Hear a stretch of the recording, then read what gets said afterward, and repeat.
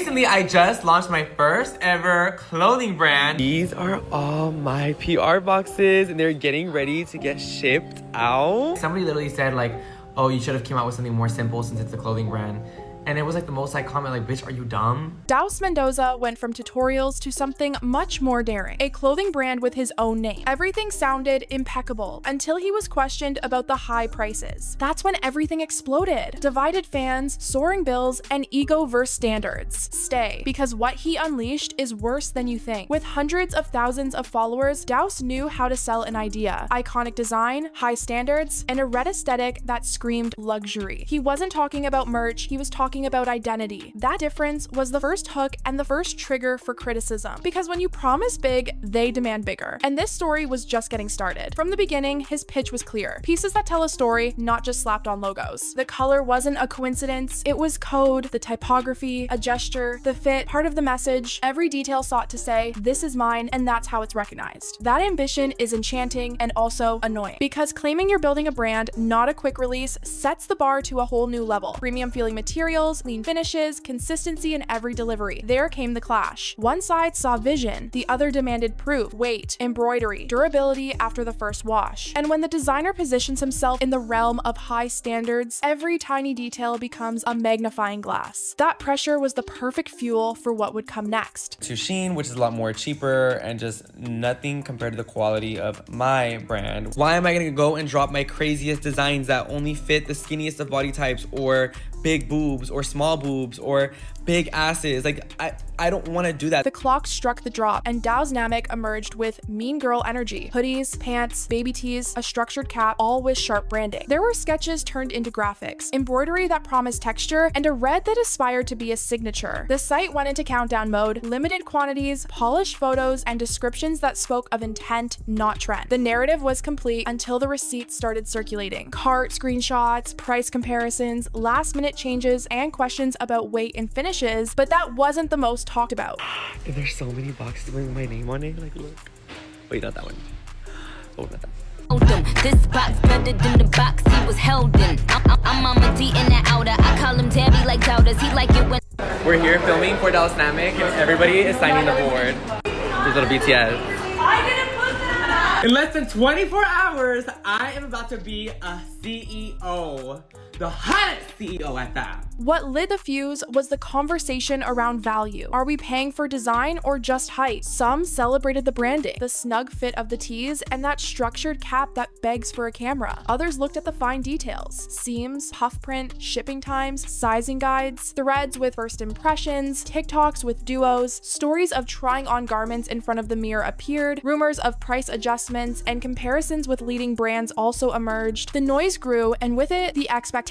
And when the standard rises, any slip up becomes a megaphone, because what came next divided the audience. I don't even know the price of good quality clothes anymore because all you know is Shein. Your whole closet is Shein. Honestly, like, don't buy my clothes if you don't want to. That's fine. Like, it's not for you then. Like, go back to Shein, genuinely. The numbers appeared on a reel: a hoodie for $75, a baby tee for $30, and adjustments communicated in real time. For some, a reasonable price for something designer with embroidery and puff print. For others, a sign of improvisation. What was supposed to be a simple line sheet became fuel for debate. And when they looked more closely at the quality, things heated up. The comparisons began. Does this weight compete with brands in the same league? Does the embroidery retain its shape, or does it get crushed after the first wash? Is the puff print luxury or just a visual trick? The unboxing clips were filled with close-ups of seams, collars, and hems. Here we have my Just the Tip mascaras.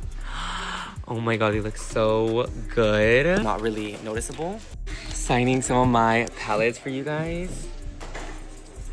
The brand was sold as hand-drawn, with embroidery and a luxury puff print. If you deliver, the price holds. If it falters, the public charges you dearly. Daus championed the idea that you're buying an investment, not a temporary garment. The problem? The internet demands proof, not promises. And the criticism came from where it hurt: the commentary videos. Amid the noise, there were voices urging calm. Wait for real-life reviews, feedback, a second batch. But the internet rarely waits. Every screenshot, every rumor, and every clip became ammunition for one side or the other. further. The atmosphere remained tense. Fans defending the vision, skeptics demanding receipts, curious onlookers watching from the sidelines. So what did Daus say? Daus insisted on the central point. This isn't merch, it's his vision. He speaks of his own design, thoughtful materials, and detailed construction. He repeats the long-term promise. Buy a piece to wear without fear, not to store it. The subtext, judge me by the work, not the noise. But the audience wasn't unified. The material is quality. Say what you like about it. It is quality, that's a fact. A group applauded the clarity of the message. They asked for patience to see how the garments age, how they respond to washing, how well they hold their fit. They wanted concrete evidence, technical sheets, weight, hair guides, even clips of the from paper to reality process. For them, the vision was worth a vote of confidence if it was accompanied by transparency. Micro energy?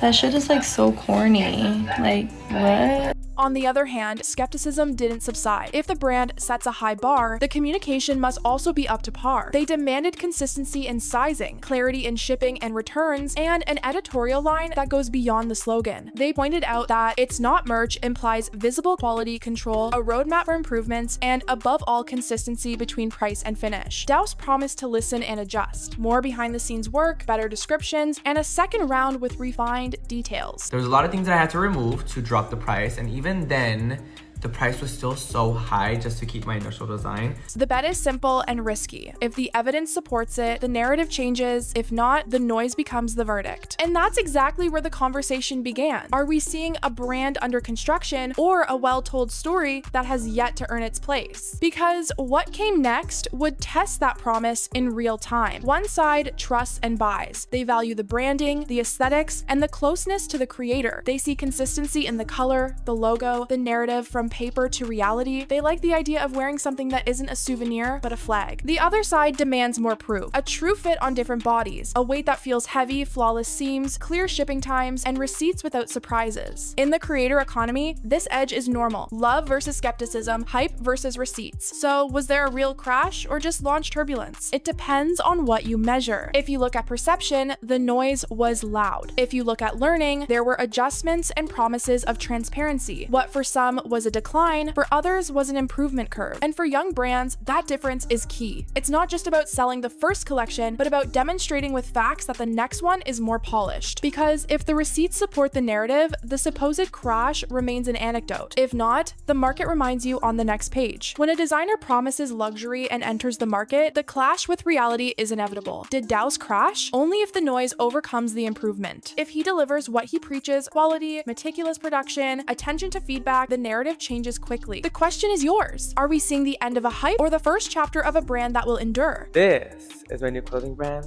Daus. Starting off with my baseball hat. Next up is the baby tee. Two of my favorite things about this hoodie is the horns. Now, let's get into the sweats. Listen, I can't breathe in this dress, Okay. so I'm gonna just go quickly slip into something more comfortable. Sorry. You guys, we just landed from Cancun. Papi's right here, and I have not seen my cats in like a week and 2 days. Phantom! Hi, buddy. He's mad. No, he doesn't. He's mad? Yeah. He's like, where'd y'all? Mommy's home. Persephone. Patris. Oh shit. Persuasion. Oh my god.